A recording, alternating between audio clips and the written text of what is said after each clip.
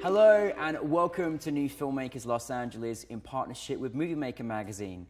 My name is Danny DeLillo and we're here at the Cameo Los Angeles show in West Hollywood, and I'm here with director Cameo Wood with her movie Real Artists. Let's take a look at a clip.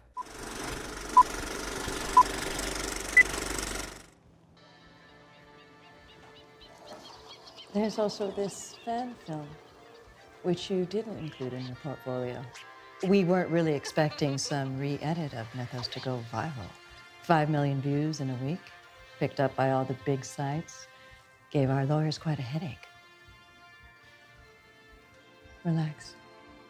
This is actually the reason why I asked recruiting to fly you up here. I thought it was absolutely brilliant. Cameo, congratulations on your film. Thank you. I got taken into a world that I'd never been to before, and it was so exciting. Thank you so very much. But for those that haven't seen it, tell us a brief synopsis. The film is about a young woman who's interviewing for her dream job at a large animation studio, and through the course of the interview, she discovers that films are no longer made by people, but instead artificial intelligence, and she has to decide what it means to be a real artist. Now, fascinating story, like truly, truly, truly. Where did your inspiration come from in making this film? So, about 2012, I was reading the MIT Technology Review science fiction anthology, and I read the short story Real Artists by Cameo, and I just finished my medical neuroscience studies at Duke, and I'd also studied artificial intelligence at Stanford and Bard, and I just felt like I was uniquely situated as a filmmaker with that sort of scientific background to tell this story. And I contacted Ken and said, can I option the story? And he said, yes, of course. And now here we are. It's truly incredible because not often do we hear, you know, people that have the background and the great, you know, intelligence that you have about artificial intelligence, to work and be a filmmaker and combine that. I mean, that's incredible. It's truly amazing. What made you kind of want to, you know, obviously you've got a great interest in the science and behind it, and then also a filmmaker as well. Is that something you always knew you wanted to go into as well? You know, I have the super cliche story of my family owned a video store, and I worked there from the age of like 10 until I was 18. So, and I lived in a place with no internet and no radio, no television. So that was all I really had was just lots of videos, and we were a, you know, foreign film, classic films kind of video store. So I saw a lot of stuff, and I think I always wanted to make films, but I never knew how to make money doing it, and so I decided to go into engineering and sciences instead. That's so great here at a video store. I love that. That's like a movie in itself. I love it. I just, again, you know, I find it absolutely fascinating that, you know, you took us into a world that just, you know, none of us had ever experienced before. What sort of things do you have to do as a filmmaker to kind of really get that, so that you're taking people away from kind of like, you know, modern day world, etc., and just take us into this kind of journey that you were with this incredible story? You know, for this movie, we had so much that never showed up on screen, and we had to talk about, you know, if you were working in this animation company, and you know, there are a few secrets that take place within the story that are sort of exposed at the end. So if you are aware of all of the secrets of this animation company and the way that the company works, and like, what is your day-to-day life? What is the quotidian experience of having this partially dystopic workplace, but how are you able to internalize it and be positive and feel like you know, the dystopia is worth it, and somehow you're getting something out of it.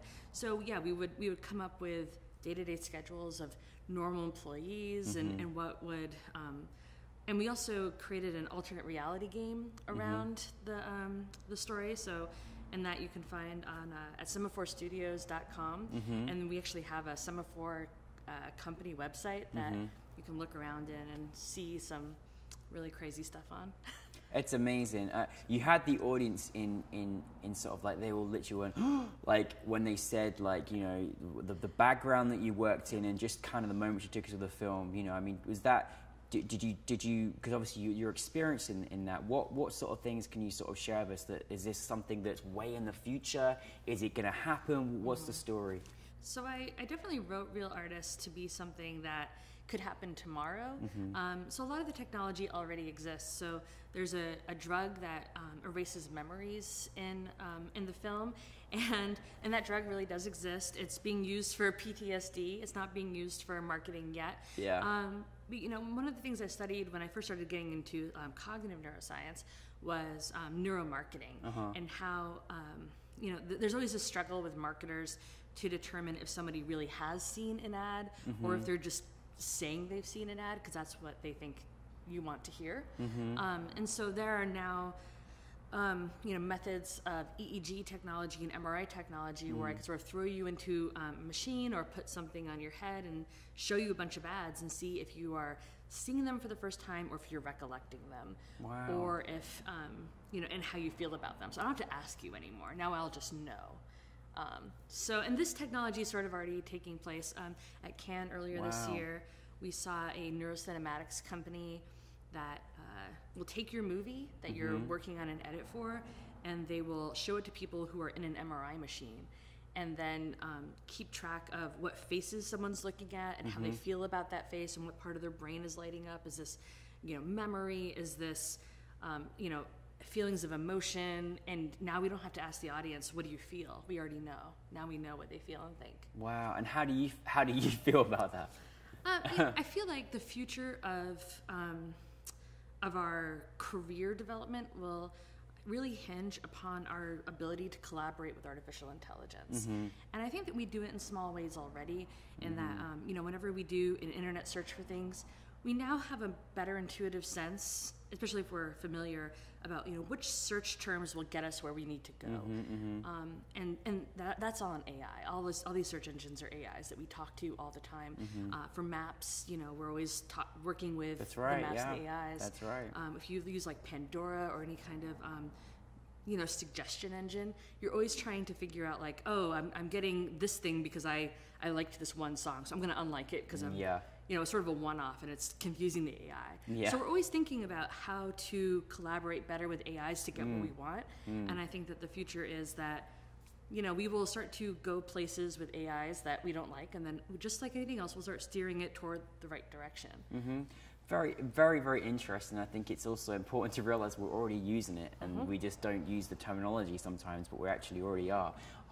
Fascinating. Well, I think your film it's great when you sort of see a film that's also a showcase of also what, from experience, you know, what is actually happening. What was kind of your biggest challenge in making the film? So I was just about ready to, you know, shoot the film. I had my my cast in place. I had a location. The script was done, and I had a producer that I was really relying upon to help me get the local crew I needed, because that was one thing as a first-time filmmaker that I didn't have, you know, in my back pocket, and that's part of the reason why I hired this person, was to help me get the crew. And I sort of got blindsided. So we were about a month away from production, and I had always been very clear that I was trying to hire women and people of color to be in the crew.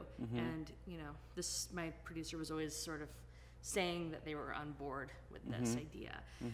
But about a month before, when, you know, I'd already started to sign out the contracts, you know, he sort of came to me and he said, I have the crew, I've gotten amazing deals. You know, it was very Trump-like. He was like, you won't believe the deals I have. And he, you know, he said, but, you know, I had to tell everybody that I was a cinematographer. It turns out, you know, I couldn't really find any women or people of color, so it's all my friends, and, you know, but they're the best crew, and, you know, this will be the best thing for the movie. And we have to fire the cinematographer that you hired because I have to be the guy, because they won't trust anybody else. And I had to, you know, basically decide, do I want to let this guy run the show or cancel everything and start over from scratch, which is what I ultimately did. I had to, you know, email everybody and say, I know this sounds bad, but I have to start over now. And, you know, so we're not going to be shooting in a couple of weeks. We're shooting next year. And I feel like at the time, because people didn't know me very well, they thought I was kind of like a failure and I had screwed up and the production wasn't going to happen. But thankfully, you know, we just started over, and now I knew how not to make that mistake again.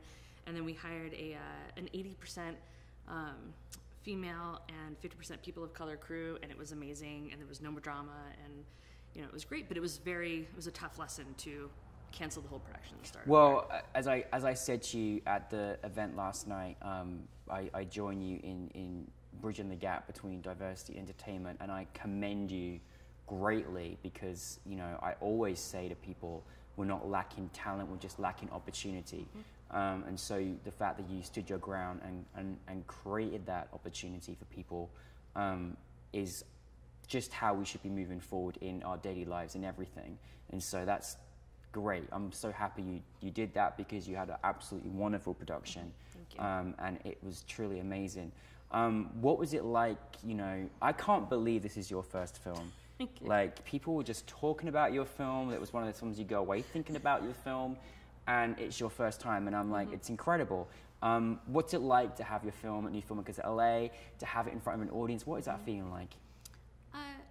You know, I know this sounds totally egotistical, but I was always very confident about my filmmaking. And part of it is that, and I know this sounds really weird, so when I was originally going to shoot this, I was going to just shoot it like on a red camera or whatever, or something like, or you know, whatever digital camera I could get a hold of. And I went to this talk with Christopher Nolan, Colin Trevorrow, and Rachel Morrison, and they were talking about shooting on film. And I went in thinking these guys are going to be pretentious. What a stupid idea! Who would shoot film today? But I left and I called my producers and I was like, "Hey, we're shooting on film." And I love it. So, but what it meant was that.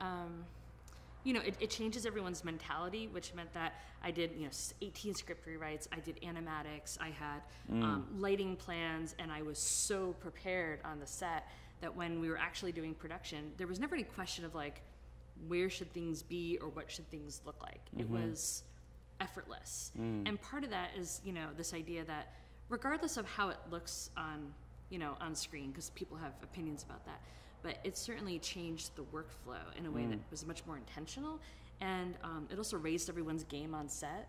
Like one thing that we had about a 40-person crew during shooting over the 3 days, and our days were 10 hours. And at no point did anyone ever have a phone out or had their, you know, attention elsewhere. It was in every single take was every single shot was only like between 1 and 3 takes or so, and it was so fast and so furious, and people were thrilled. You know, we had you know, people from big productions like Jurassic World coming and loving working on our set, and I think that you know, just little choices like that, or maybe big choices, really changed the tenor and the, you know, the feeling of the production, so that everyone's feelings and stakes were, you know, raised. I think it's, I thank you for sharing that, because I think it's, you know, really important. You know, obviously I already feel like if I was on set with you, I just feel like very safe that everything's under control. And you got to have that element, you know, because it's so important. You're leading the way with this production. It's a lot of responsibility. People obviously, you know, believe in you. And you know, you're not quite sure what you're going to encounter, but it's great when it is fluid like that and everyone is committed, because it shows in the film. It really does. You're like, wow, this film is amazing, and it really does show, and I think that's wonderful.